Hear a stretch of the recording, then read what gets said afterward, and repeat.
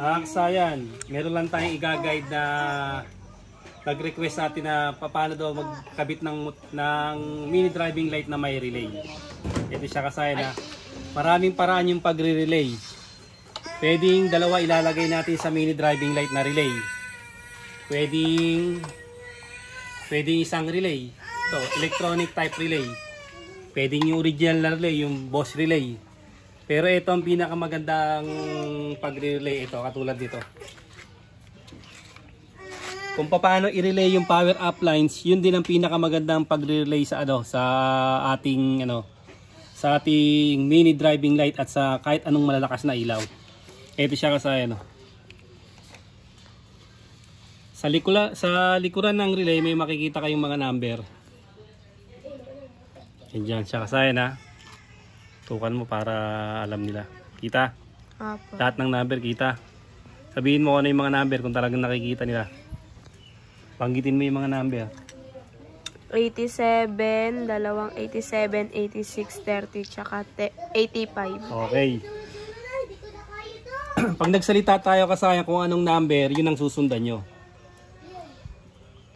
Excuse. Ito siya kasaya na. Halimbawa, ito. Dahil XRM110 yung paglalagyan ay XRM125. Pares lang itong XRM110. Dito tayo. Ito siya. Ito yung relay natin. Yan yung relay natin kasaya na. Ito yung paglalagyan natin. Sasabihin ko na lang sa inyo para mas madali.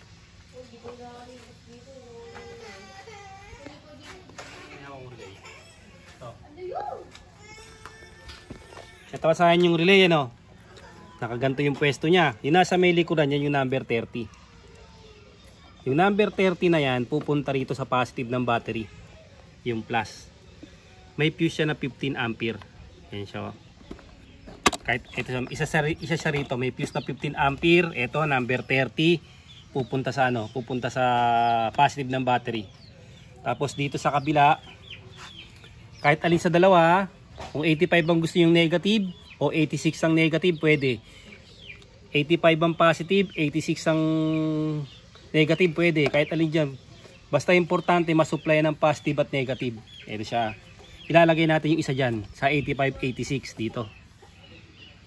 Ngayon kasayan, pansinin nyo, meron pa tayong paglagay natin sa ground, meron pa isang kukonekta papunta sa body ground. Ito yung body ground natin.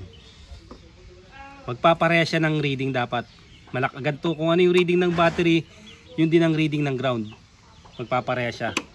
Tapos yung number 86, dahil ito XRM125, ito katulad dito.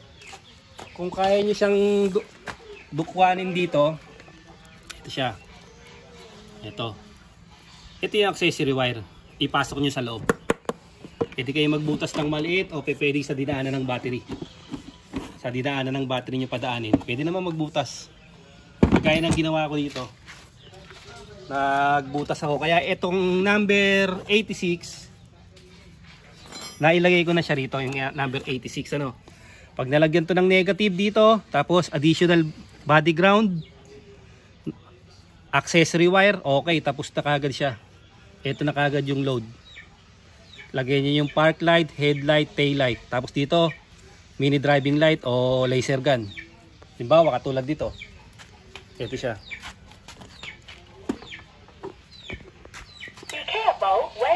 Kung paano kayo nag-relay dito sa unang ginawa niyo na walang relay, ganun pa rin. Kukunin niyo lang yung common. Yung common ng three-way switch yan pa rin siya.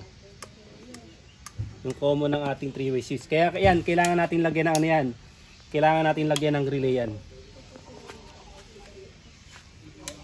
Ang ginamit kong pag-relay dito, ito yung power up-line na relay. Kasama na yung buong wiring, tapos kasama pa yung mini driving light. Ayan siya kasaya na. Yan yung sample. Punta na tayo dito. Ngayon kasayan, kung ang target mo lang kasayan mag-relay lang ng mini driving light, wala ka namang ilalagay na ilaw. Ito, tuturo ko naman sa'yo. Ito siya Ganun pa rin. Tapos Pwede kang maglagay ng fuse o hindi, depende sa'yo. Kung perfect yung wiring mo, kahit walang fuse, pwede. Pero dahil sa ikaka-save, maglalagay ka ng ng fuse. Ito siya, oh. Pansinin nyo, ito yung battery natin. Ito yung fuse. Dito natin lalagay yung number 30. For safety to, itong may fuse for safety.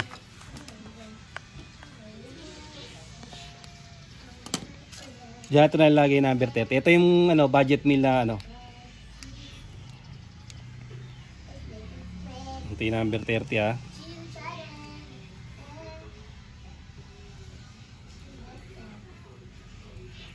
Tandaan nyo kasi kung paano mag power up, yun din ang paglalagay nyo ng yun din ang gagamitin nyo na paglalagay ng mini driving light o laser gun, night repair, projector, kahit kayang-kaya nyan.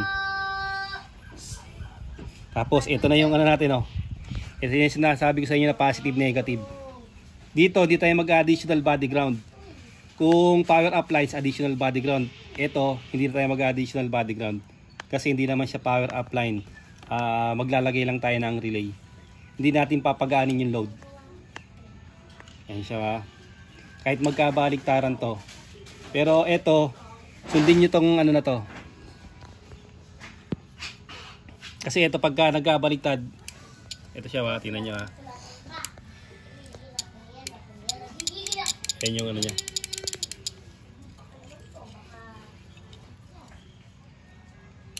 Pansinin nyo, Okay, pwede nyo sundin yung ganito. Ito yung positive para mas maganda. Pansinin nyo, yung ilaw. Yung positive, ito. Yung number 86. Tapos yung 85 ang negative. Positive ang 86. Tapos yung negative natin yung pagbabaliktad nyo lang. Para mas maganda yung Ayan, wala. Pagka inalis nyo siya, tsaka pa lang siya iilaw. Kaya mas maganda kung ganito. Ito na yung gagamitin natin na positive. Ito ng kabila yung ground.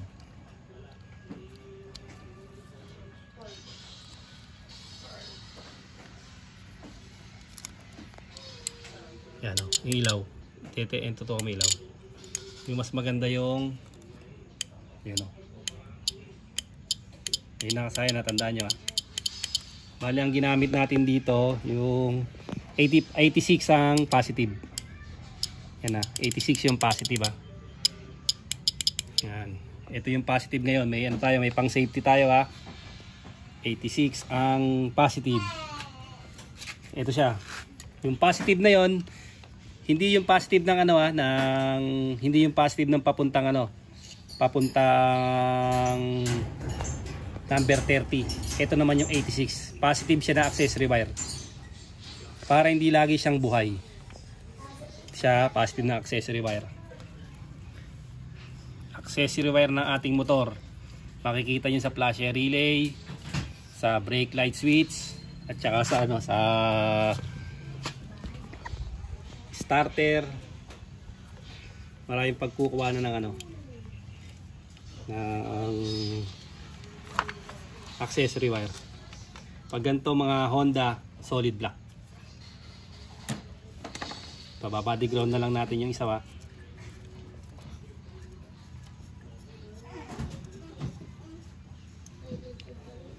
Kaya pagka body ground kayo, gamitan nyo ng i-terminal para solido.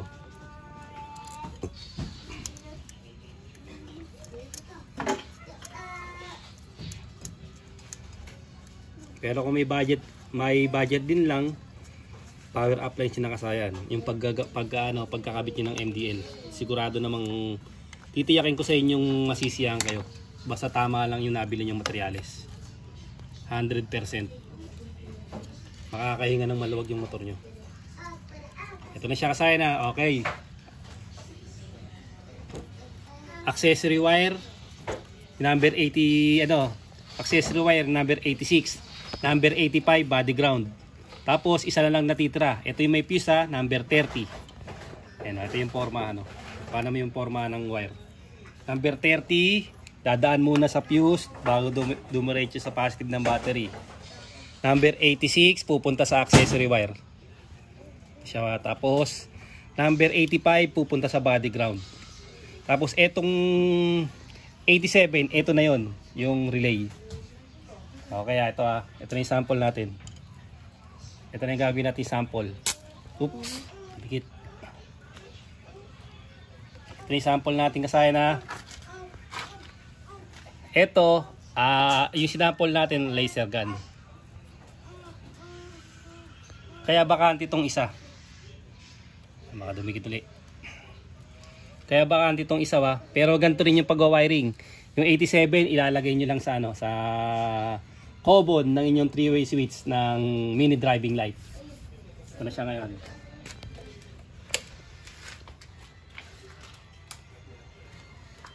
Ano siya kasaya? Naka-relay na siya. Pansinin nyo Yan. Naka-relay na siya. Okay, pag bumusina tayo, wala na rin kasi naka-relay na siya. Pero ito yung ginamit natin sa unang yung nag-power up tayo. Ito siya Yung ginamit natin na yung dalawang 87 pwede mong gamitin. Ito Ito, tingnan mo. Ito, naka-relay din to. Ito yung nakalagay dyan. Naka-relay din to na 87. Ito yung kinabit natin na relay na budget mill. Siya ito yung relay. Ito yung 87 Ito yung tinatawag natin na power up lines. Ayan siya.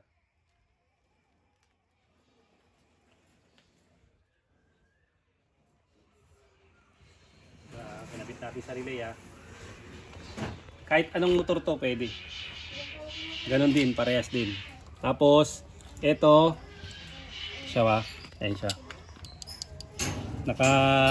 Nakailaw lang siya. Nakailaw lang yung ating ating relay. Naka-standby lang yan. Pagka gumagana, mamamatay lang siya pagka pinatay din natin yung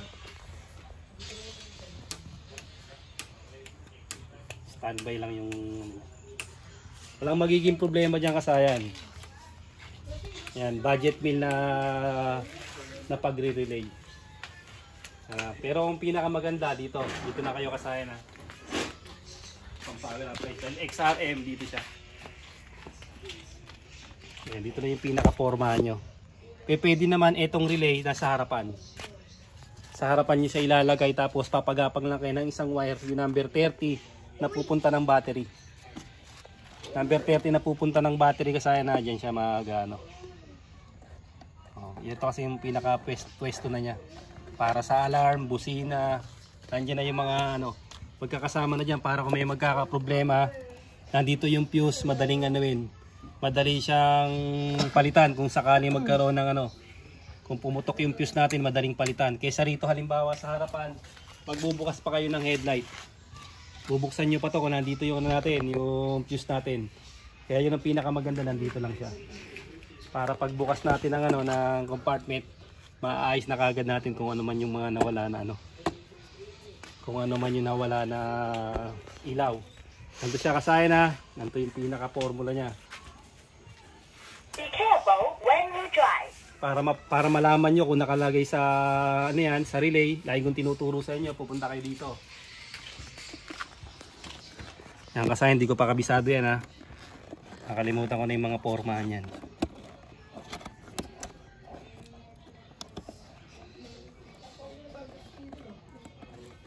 Yun. Yan siya kasaya Nandiyan yung natin, yung tawag dito. Yung park light, wala rin siya. Park light, brake light yan. Wala siya. Tapos sa may harapan, ito. Lalagay natin yung double contact signal light natin. Turn left. Yan siya kasaya Tapos sa harapan. Yan siya kasaya pag tinanggal natin yung halimbawa yung power up lines natin meron siyang meron din siya nabalutan ng maayos. Dumikit sa body ground. Pagka pumutok yung fuse natin, yan siya kasayan. Mawawala yung mawawala yung ilaw natin. Nawala rin yung natin yung double contact. Pero yung motor natin kasayan, walang problema, aandar pa rin yan kasayan. Kasi nakahiwala yung fuse niyan at saka nakahiwala yung fuse ng power up lines. Bit na natin. Ganito kaganda ang power appliance kasayan. Kahit mawala pa yung ano niyan, okay na okay yung ano niya. Okay na okay pa rin siya. Yan, double contact signal. Kahit mawala, gagana pa rin siya. Ito yung budget bill lang kasayan ha. Yan lang yung budget bill na ano natin ha. Budget bill lang siya na pagre-relay. Yung ganito lang.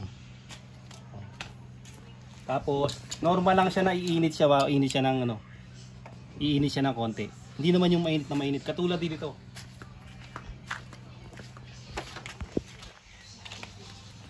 Kasayan. Pero konting-konti lang yung ano. Hindi naman siya mainit na mainit. Normal na normal lang. Tsaka hindi naman nasisira yan. Wala pa tayong nasira na Bosch relay na original na pinawer up natin. Kaya ito yung pinakamagandang ano. Pinakamagandang pagre-relay. Power up lines. Ito, kung sa budget meal, ito, pwede ka naman din dito. Okay naman din siya kung budget meal lang. Kung ito lang kasi nang ilalagay niyo ha, yan lang ha. Dito, tutok mo rito. Mabilis na review lang. Ito kasaya na, gantong transparent relay ang ginamit niyo ha. Ito siya ha. Ganito pa rin yung forma. Ang pinaka-forma pa rin niya yung nakaganto. Yung likod natin, diretso sa battery na may fuse na kahit 10 ampere lang kasi sa MDA lang naman eh. Ito siya ha. Fuse, diretso ng battery pang safety. Tapos yung 85 natin body ground. Tapos yung 86 natin, ito, accessory wire. Kahit sa accessory wire nyo ilagay pwede. Tapos yung 87, yun ang tatakbo sa ating common ng 3-way switch para gumana yung high and low. Kaya hindi gagana tong isa na to kasi wala namang high and low yung ano, yung itong laser gun. Kaya pag ano bakante yung ano nyo, bakante yung isa niya. Hanggang dito na lang mga kasayan. Sana'y nakatulong to sa ating ginaguide na si Kasayan. Shoutout sa'yo Kasayan. Binasa. Hanggang dito na lang mga kasayan. Salamat sa panonood.